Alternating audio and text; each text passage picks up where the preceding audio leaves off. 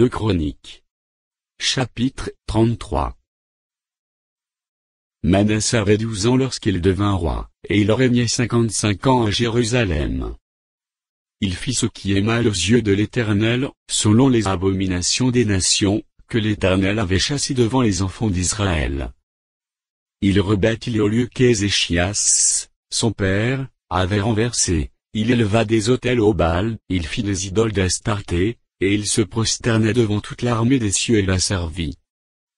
Il bâtit des autels dans la maison de l'Éternel, quoique l'Éternel eût dit, c'est dans Jérusalem, que sera mon nom à perpétuité. Il bâtit des autels à toute l'armée des cieux dans les 2 parvis de la maison de l'Éternel. Il fit passer ses fils, par le feu dans la vallée des fils de Hinnom, il observait les nuages et les serpents pour en tirer des pronostics, il s'est donné à la magie, et il établit des gens qui évoquaient les esprits, et qui prédisaient l'avenir. Il fit de plus en plus ce qui est mal aux yeux de l'Éternel, afin de l'irriter. Il plaça l'image taillée de l'idole, qu'il avait fait dans la maison de Dieu, de laquelle Dieu avait dit à David et à Salomon, son fils, c'est dans cette maison, et c'est dans Jérusalem, que j'ai choisi parmi toutes les tribus d'Israël, que je vais toujours placer mon nom. Je ne ferai plus sortir Israël du pays, que j'ai destiné à vos pères, pourvu seulement qu'ils aient soin de mettre en pratique tout ce que je leur ai commandé, selon toute la loi, les préceptes et les ordonnances prescrits par Moïse. Mais Manassé fut cause, que Juda et les habitants de Jérusalem s'égarèrent et firent le mal plus, que les nations que l'Éternel avait détruites devant les enfants d'Israël. L'Éternel parla à Manassé et à son peuple, et ils n'y firent point attention.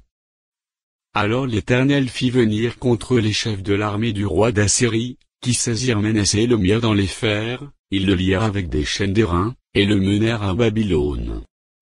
Lorsqu'il fut dans la détresse, il implora l'Éternel, son Dieu, et il s'humilia profondément devant le Dieu de ses pères.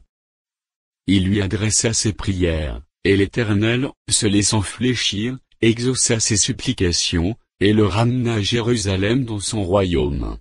Et Manassé reconnut que l'Éternel est Dieu. Après cela, il bâtit en dehors de la ville de David, à l'Occident, vers Gihon dans la vallée, un mur qui se prolongeait jusqu'à la porte des poissons, et dont il entoura la colline, et il l'éleva à une grande hauteur, il mit aussi des chefs militaires dans toutes les villes fortes de Juda. Il fit disparaître de la maison de l'Éternel les dieux étrangers et l'idole, et il renversa tous les autels qu'il avait bâtis sur la montagne de la maison de l'Éternel et à Jérusalem, et il les jeta hors de la ville. Il rétablit l'autel de l'Éternel et y offrit des sacrifices d'action de grâce et de reconnaissance, et il ordonna à Juda de servir l'Éternel, le Dieu d'Israël. Le peuple sacrifiait bien encore sur les hauts lieux, mais seulement à l'Éternel, son Dieu.